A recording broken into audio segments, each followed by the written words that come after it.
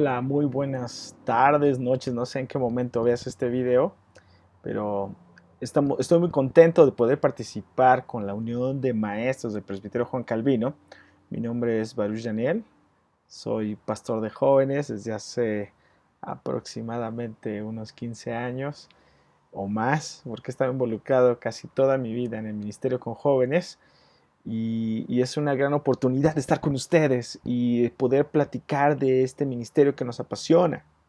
Cuando platicamos acerca de la función de la unión de maestros, uno de los temas muy importantes es que no solamente somos personas que están transmitiendo mero conocimiento, sino que cuando nosotros hemos llegado a ser siervos de Cristo y tener esta importante labor, nos damos cuenta que es algo más que meramente transmitir un conocimiento y estamos formando vidas. ¿Por qué es importante trabajar con adolescentes y con los jóvenes? Porque nos permite entender que la iglesia tiene movimiento, que también estamos buscando que se siga llevando el evangelio que cambia el mundo a las siguientes generaciones. Estaba en una conferencia el día de ayer donde platicamos que el 80% de las personas que vienen a Cristo por lo regular han tenido su decisión por Jesús o han tenido ese encuentro a la edad de la adolescencia, en la etapa de la juventud. Por otro lado, vemos que en estos últimos años ha habido el mayor número de jóvenes en la historia en nuestro continente y más en nuestro país. Si bien es cierto, las estadísticas nos hablan que la población del mundo ha estado envejeciendo en ciertas partes del mundo, también nos hemos dado cuenta que las generaciones jóvenes están en su mayor número. Y esto representa un gran reto para la iglesia, porque por el otro lado, después de la pandemia, algunas organizaciones cristianas han estado hablando que ha habido un éxodo de la juventud de las iglesias. Y esto nos lleva a pensar muchas de las razones por las cuales abandonan los jóvenes las iglesias. Muchos expertos en ministerio juvenil hablaban de ciertos puntos a considerar muy importantes y que son alarmantes. En primer lugar, hablaban de una tensión entre la iglesia y el mundo, ¿no? Los valores que ahora se están viviendo de alguna manera llegan a ser diferentes y a contradecir en muchos de los casos los valores que vivimos como cristianos.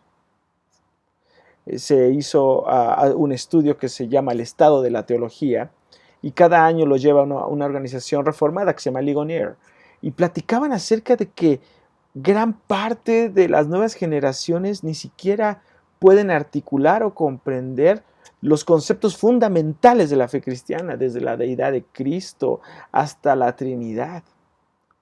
Porque en muchos de los casos se ha llegado solamente a entretener a las nuevas generaciones y a veces ha sido muy difícil poder entusiasmarlos y adentrarlos a las verdades profundas del Evangelio, porque a veces piensan que no hay una relevancia para ellos en su vida cotidiana. No solo la tensión entre la iglesia y el mundo. Dos, los grandes problemas que se viven en muchas de las iglesias. Muchas veces las iglesias van creciendo a raíz de las divisiones. Los conflictos internos hacen que piensen que no vale la pena seguir perteneciendo a una comunidad de fe porque se viven las mismas problemáticas del mundo y se crean heridas tan fuertes que en lugar de encontrar una comunidad que te sane o te restaure, lo que se encuentra es una comunidad que lastima y que prolonga los resentimientos y las heridas. La tercera parte, algunos hablan que también hay una falta de modelos de referencia. Y esto es un punto en el que quiero enfatizar. Los maestros somos llamados a impactar con el Evangelio la vida de nuestros discípulos. Por eso la palabra de Dios nos dice un tema muy importante. Y Él mismo constituyó a unos apóstoles, a otros profetas, a otros evangelistas, a otros pastores y maestros, a fin de perfeccionar a los santos para la obra del ministerio, para la edificación del cuerpo de Cristo, hasta que todos lleguemos a estar unidos por la fe y el conocimiento del Hijo de Dios, hasta que lleguemos a ser un hombre perfecto, a la medida de la estatura de la plenitud de Cristo. Entonces, nuestra labor como docentes en la iglesia va más allá de solamente transmitir información, de cuidarlos mientras no interrumpan el servicio de mediodía, o para que los papás, que sí son los importantes, puedan estar tranquilos y no estar aguantando los lloriqueos o las distracciones de los jóvenes o la aburrición de ellos, o que estén con el celular en el culto. Entonces los mandamos a un lugar nada más para que se entretengan, sino que tenemos que comprender que todos los encuentros que nosotros tengamos con los jóvenes son encuentros formativos. Los jóvenes no solamente están aprendiendo por las lecciones que estén recibiendo en la escuela dominical, sino que cada encuentro que tenemos con ellos es una oportunidad para formarlos. ¿Y qué es lo que estamos formando? Precisamente que desarrollen el carácter de Cristo. Por eso el proceso educativo con los jóvenes nunca acaba. Cuando piensas que ya se graduaron de la intermedia y pasan a la juvenil, no creas que ha acabado eso, porque nosotros estamos llamados a impactar sus vidas y a estar presentes en ellas hasta que lleguen a la medida de la estatura de la plenitud de Cristo. ¿Cómo es eso? Es un proceso que dura toda la vida. Y si tú eres una persona que puede impactar con el poder del Evangelio en su vida, vamos a estar presentes ahí, aun si se cambian de iglesia, aun si por algunas razones ellos tienen que mudarse de ciudad. Necesitan personas, necesitan esos pastores y maestros que puedan caminar con ellos a fin de que ellos puedan estar enteramente preparados para la obra del ministerio. Si el ministerio va más allá de un cargo en la iglesia, tiene que ver que con toda su vida al servicio de Cristo puedan transformar este mundo con el poder del Espíritu Santo. La pregunta aquí es, ¿cómo puedo involucrarme en su vida? ¿Cómo puede mi trabajo, mi ministerio en la vida de ellos ser más que solamente hacer que hagan un dibujo, que se aprendan un texto y a veces medio texto porque ya les cuesta trabajo memorizar? No necesitan solamente personas que los estén cuidando o que sean policías en la iglesia, sino necesitan personas con quienes desarrollen relaciones significativas. Por eso tiene que ver mucho nuestro corazón para con ellos. Ellos pueden identificar si verdaderamente los amas o si estás ahí de mala gana. Pueden identificar cuando tú le estás enseñando en amor o solamente estás buscando que se estén quietos y que estén sentados, cuando precisamente tenemos la gran oportunidad de que ellos puedan aprender a conocer a Jesús de una manera en la cual involucren todos sus sentidos. No solamente apelemos a que se memoricen cosas, sino que ellos puedan procesar la verdad de diversas formas. Porque así ahora esta generación procesa la verdad, no solamente apelando a lo que puedan memorizar, que es importante porque luego ya no quieren memorizar nada, sino tiene que ver que todos sus sentidos estén involucrados en el conocimiento de la verdad, en el conocimiento de Jesús. Y entonces esta generación que no solamente procesa la verdad leyendo o escuchando, necesita vivir una experiencia. Y el cristianismo provee precisamente una experiencia donde se involucre todo su ser. Y es donde se aprenden las grandes lecciones de la vida. Dicen por ahí que las grandes lecciones de la vida no se aprenden en un salón de clase, sino precisamente fuera de él. ¿Por qué limitamos entonces nuestra enseñanza de la verdad del Evangelio a solamente el salón de clase o solamente a las horas que inicia o que dura la escuela dominical? Necesitan más que un maestro. En este caso, el ministerio de jóvenes o más bien nuestra labor pastoral de discípulo o de discipulado necesita que nosotros podamos vernos a nosotros mismos como mentores, como discipuladores. En la actualidad los jóvenes están creciendo en una época digital y de tecnología, y esto contribuye mucho a su formación académica, a que puedan estar conectados, pero a veces no necesariamente a tener, esto ayuda a que tengan una buena relación o buen contacto con otros individuos o a veces con sus padres. A veces en la época de las comunicaciones tenemos grandes problemas de comunicación y a veces no nos damos cuenta que aunque puedan estar más conectados, no necesariamente viven relaciones verdaderamente sólidas. Entonces, los retos que estamos afrontando nos demandan a ser precisamente intencionales en nuestro trabajo con ellos. Muchos jóvenes pueden tener bastante información, pero no necesariamente son sabios. Pueden ser muy informados, pero carecen de valores y principios.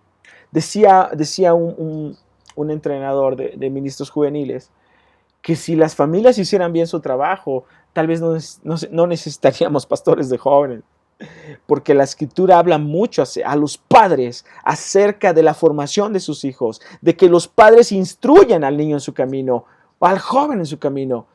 No dice que los maestros, pero habla que los padres, debería ser una labor entonces conjunta con ellos.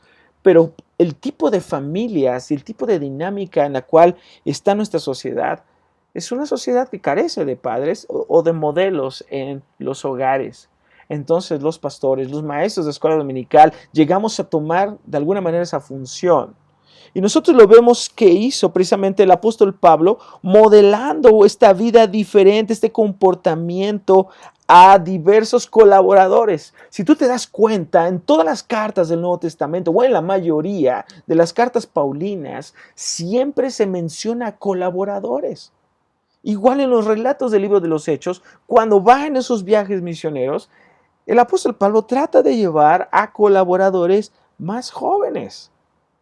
Porque precisamente mientras explicaba quién era Jesús, la gente iba formándose y los que iban acompañando iban aprendiendo, escuchándolo y viviendo la verdad del Evangelio de una manera totalmente práctica, totalmente práctica. Entonces esta experiencia discipular es una experiencia de vida, no solamente es una experiencia del salón de clase. Piensa en qué otras cosas estoy involucrando a los jóvenes, que pueda ayudarles en su formación, que pueda ser algo interactivo, que pueda ser divertido, que pueda ser dinámico y práctico. No hay fórmulas mágicas, pero lo que sí hay es la oportunidad que tú eches a volar tu creatividad de acuerdo a la palabra de Dios y puedas compartir vida. La primera carta a los tesalonicenses, capítulo 2, versículo 8, dice: así nos preocupamos por vosotros, como os amamos tanto, nos encantó compartir con vosotros no solo el evangelio de Dios, sino también nuestras propias vidas. Es muy interesante, dice, los amábamos tanto, que no solamente les compartimos este mensaje, nosotros mismos encarnamos este mensaje y abrimos nuestro corazón para ustedes. Y si hay una manera en la cual tú puedas ser un maestro que impacte su vida, es que tú también seas transparente. No seas un maestro que solamente habla desde la perfección y desde que lo sabe todo, sino alguien que también muestra que tiene luchas. Y que al igual de ellos necesita la redención que nos trae el Evangelio, que nos trae el poderoso mensaje de Jesús. Por eso es importante que cuando nosotros abrimos nuestro corazón y nuestra vida a ellos, pase lo siguiente. Dice, en la misma carta a los tesalonicenses dice: os hicisteis imitadores de nosotros y del Señor, porque acogisteis el mensaje en medio de graves sufrimiento con la alegría que da el Espíritu Santo, y así os convertisteis en un modelo para todos los creyentes de Macedonia y Acaya. O sea que estos seguidores, después de haber aprendido de Él fueron a impactar la vida de otros. Al final, quiero decirte algo. La gente o las nuevas generaciones están buscando relaciones reales. Pueden identificar cuando alguien está fingiendo, cuando alguien pretende ser algo que no es.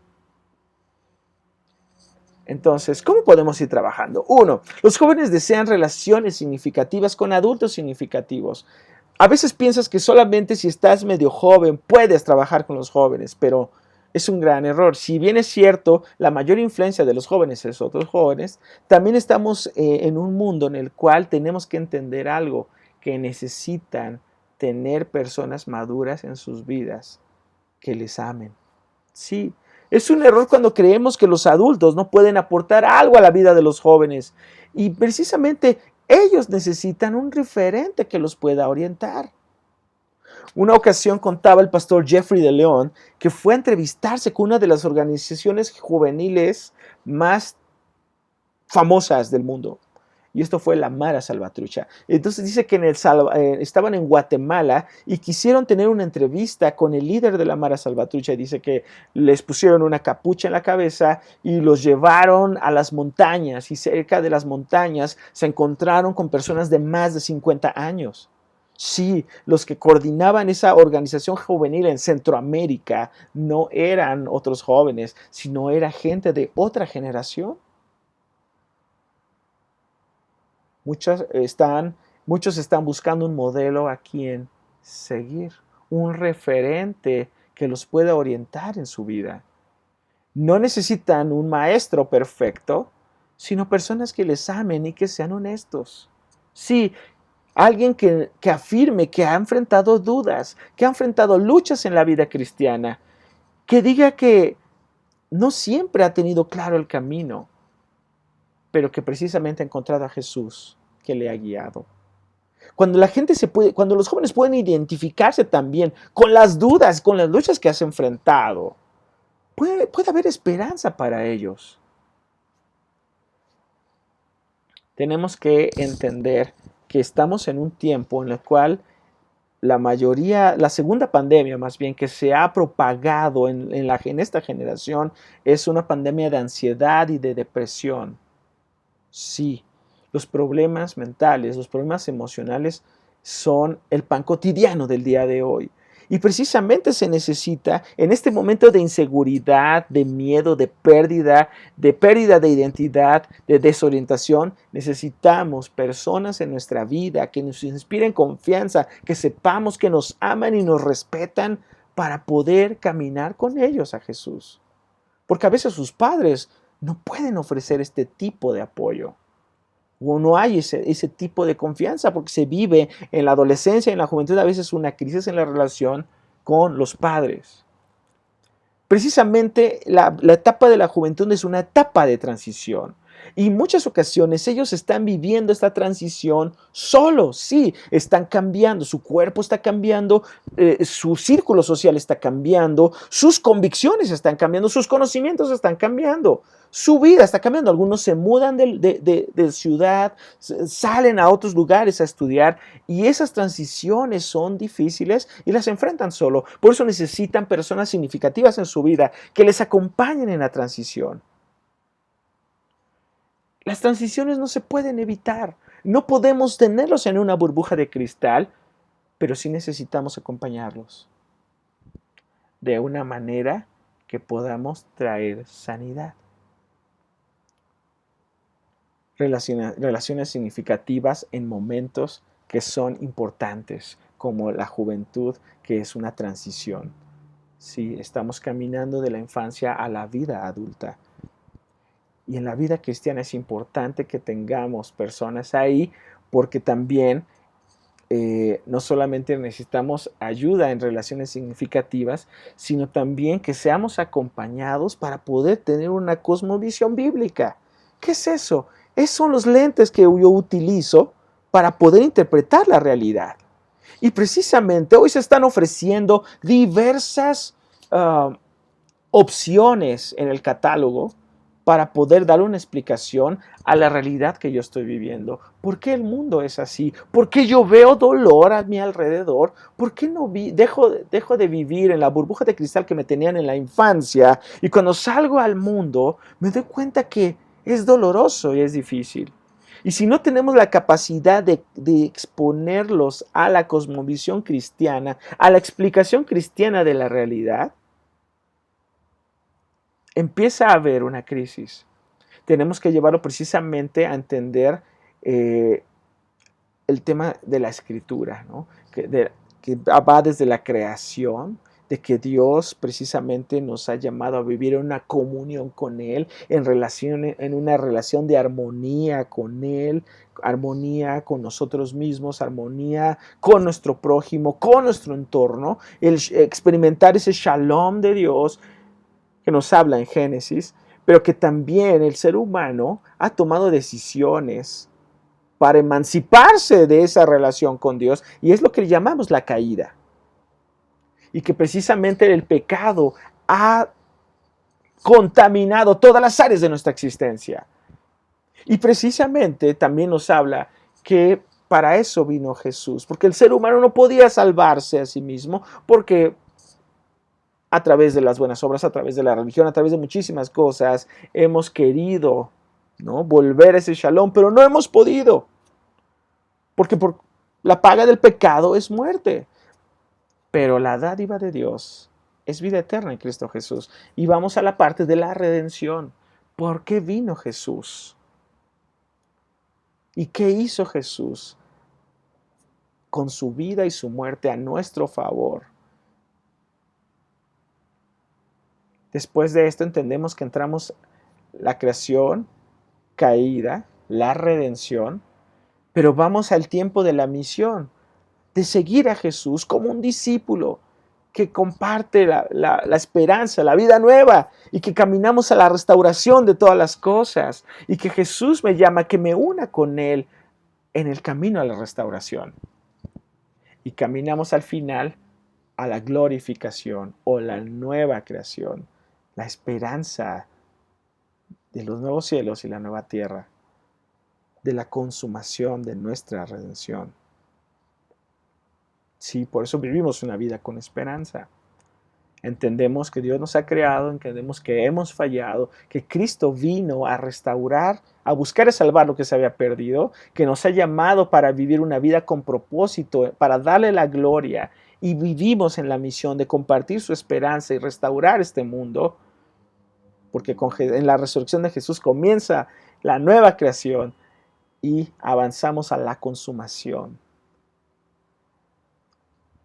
Bueno, de alguna manera vamos nosotros a ver cómo esta historia que nos habla la Escritura encaja con su realidad.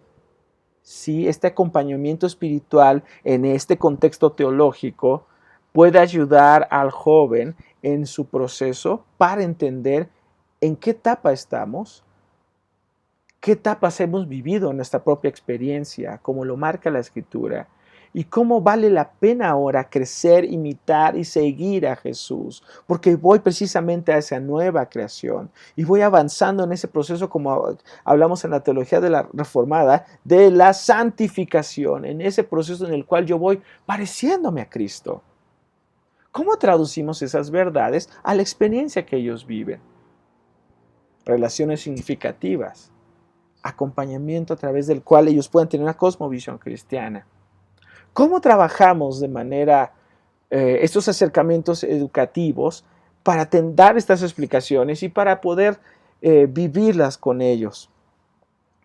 Bueno, hay diversas maneras y rápidamente vamos a ver algunas. El primero es la experiencia que tenemos en grupo grande, y entonces es cuando nosotros trabajamos en el grupo grande, buscamos juntarlos con otros jóvenes, ¿no? Por eso luego los trabajos que se hace con la Unión o con otros ministerios para eclesiásticos donde pueden estar, convivir. Recuerden que buscan relaciones significativas también con otros jóvenes, y también buscamos la identidad del grupo.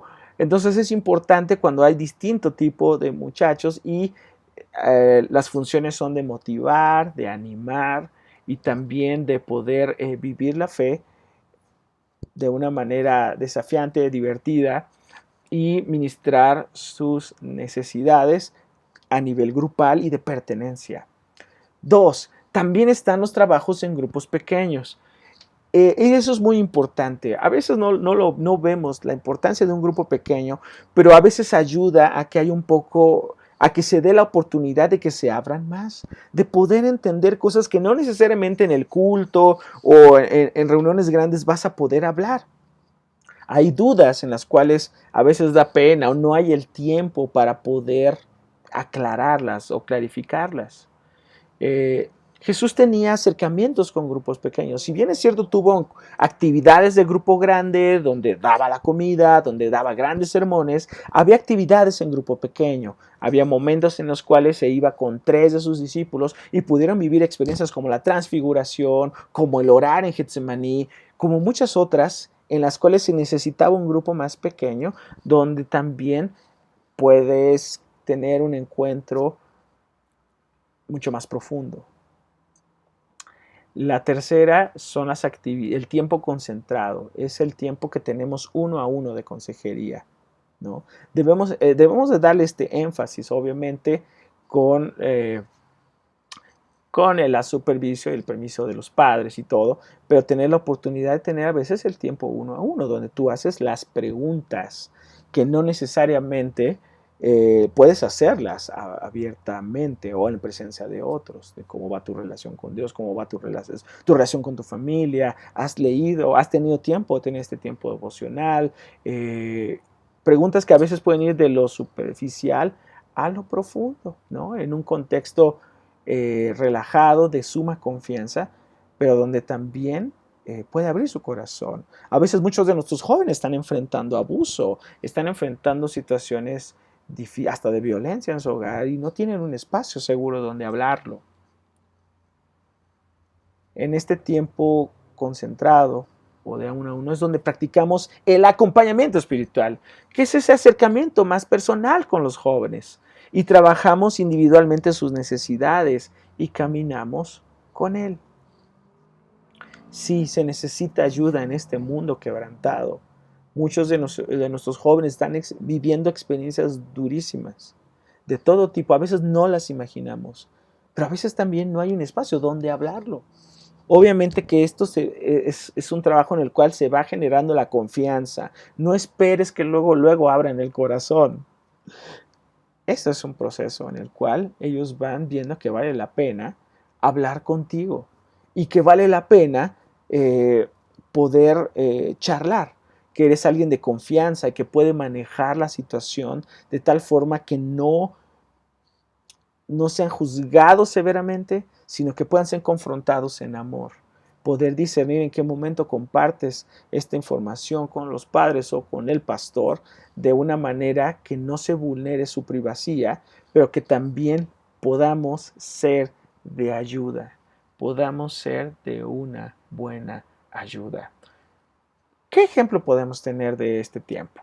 Bueno, Jesús lo hace en el Evangelio de Lucas, capítulo 24, de los versículos del 13 al 15.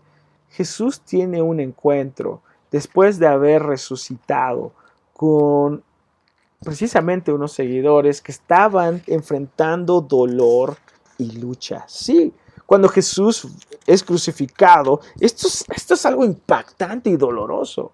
Que ver a una persona inocente que te ha amado siendo despedazado, siendo lastimado, siendo traicionado, siendo abandonado, es algo sumamente doloroso. Estaban viviendo su duelo, estaban viviendo dudas de lo que habían vivido.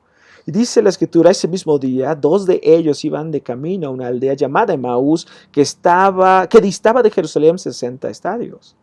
Iban hablando de todo lo que había sucedido y mientras hablaban y discutían entre sí, Jesús mismo se acercó y los iba acompañando.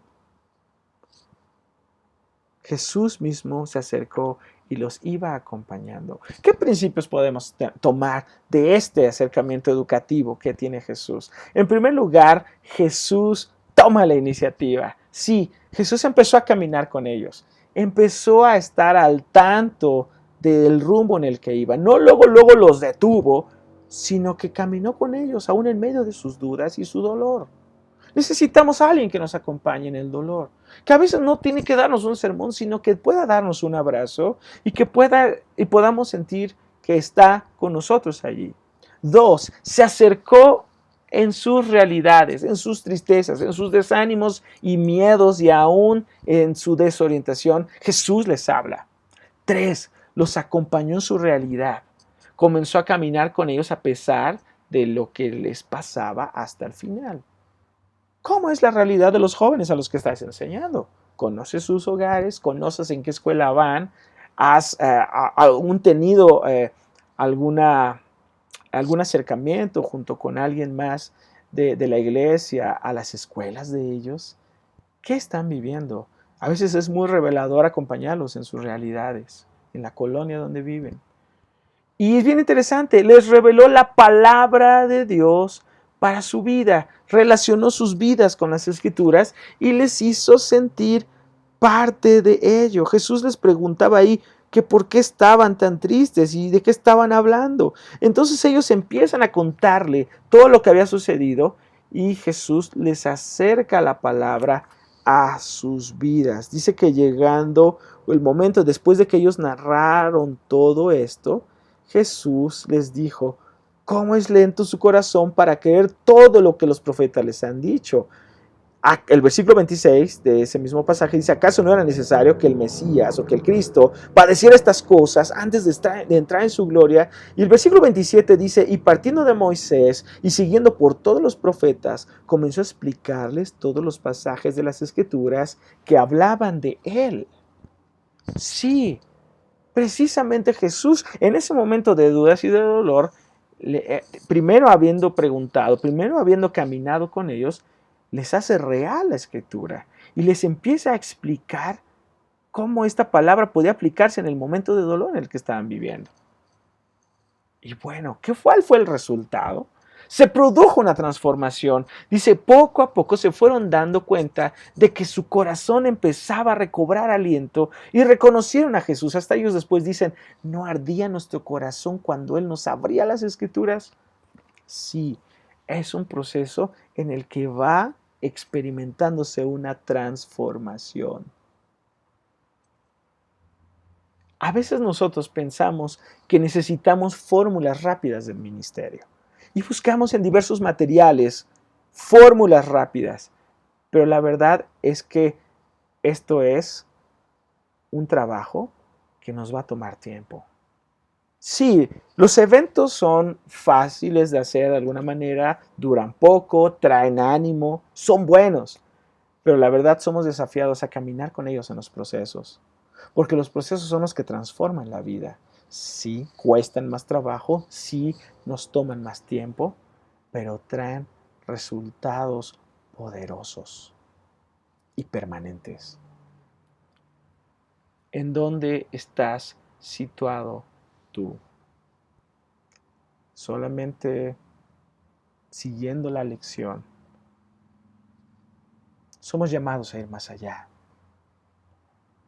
Piensa, ¿qué jóvenes el Señor ha puesto en tu congregación? No sé si sean muchos o sean pocos, pero ¿cómo podemos impactar su vida más allá de una lección?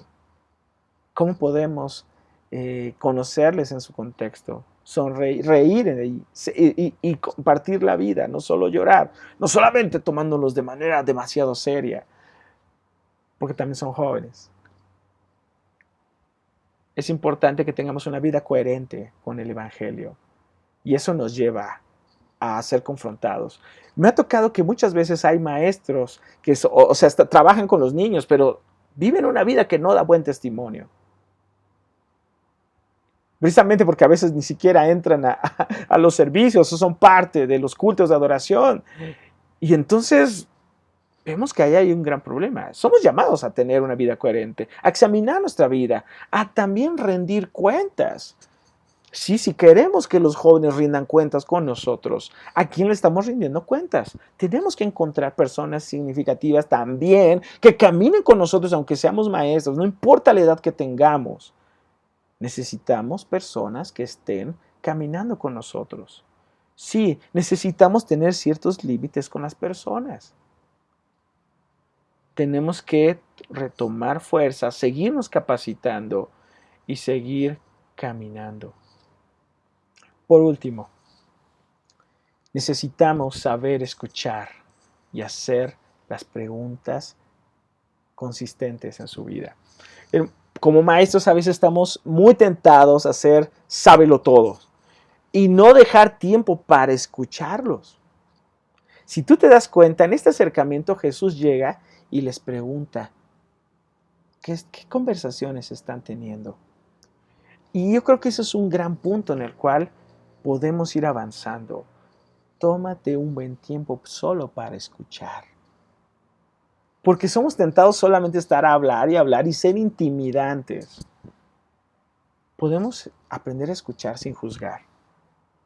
Sí, es la manera en que empezamos a poder tener una relación de acompañamiento espiritual con nuestros jóvenes. Toma un tiempo para aprender a escuchar y a refrenar al ego. Luego queremos salir a contar hasta nuestras anécdotas. Espera, escucha y toma nota. Toma la iniciativa.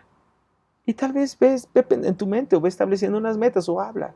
¿Qué cosa? O que después de haber escuchado, hacia qué punto podemos acercarnos y trabajar en esa área que tú estás identificando que necesita ayuda. Busquemos estar al pendiente de todas las áreas de su vida, no solamente que venga al templo. Pensemos si está estudiando, si está trabajando, cómo van sus sentimientos, cómo va su santidad personal y aún sexual. ¿Cómo está su relación con sus padres? Si está estancado en una situación emocional, si necesitas canalizarlo a una ayuda profesional. Es importante que vayamos viendo las diversas áreas que involucran la vida del joven y el adolescente. Podemos seguir teniendo una charla acerca de esto, pero para no cansarlos, quiero decirte que cuando tú vas a hacer esta función de maestro o de discipulador, el Señor va contigo. Sí, el Señor te acompaña. Y cuando dice esa gran comisión, a ser discípulos, nos recuerda que Él estará con nosotros todos los días hasta el fin del mundo. Sí, somos insuficientes y hay muchas cosas que no sabemos cómo hacerlo. Pero quiero decirte que no vas solo, que el príncipe de los pastores va contigo cuando tú vas en su nombre. Así que al menos podemos tener algunas ideas, algunos principios de cómo ir trabajando con ellos, de cómo ir acercándonos a su vida. Pero recuerda, tenemos que estar orando y poner esta vida, la vida de ellos en las manos del Señor, pero también nuestra labor como discipuladores. No estás sola y no estás solo, el Señor va contigo. Así que vamos a alentarnos, doblando nuestras rodillas y cerrando nuestros ojos. Padre, gracias porque tú estás con nosotros en medio de las dudas, en medio de las luchas que tenemos ante esta gran tarea de ser discipuladores, pastores y maestros. Confesamos que no podemos en nuestras propias fuerzas, que te necesitamos, oh Dios. Guíanos. Gracias por esta oportunidad para empezar esta charla y de ir entendiendo cómo podemos trabajar de una manera poderosa con estos jóvenes. Permítenos procesar las ideas, permítenos caminar con ellos hasta la estatura de Cristo. Mientras nosotros también somos transformados, ellos y ellas pueden ser transformados. Señor, danos la capacidad sobrenatural para escuchar, para traer un consejo apegado a tu palabra, para mostrarles la cosmovisión bíblica, para poder estar con ellos en este momento de transición donde te necesitan. Señor, danos el amor, el corazón y el impulso para esta labor. En el nombre de Jesús. Amén. Que el Señor les bendiga y que sigamos caminando juntos en el camino de la restauración. Que el Señor los guarde.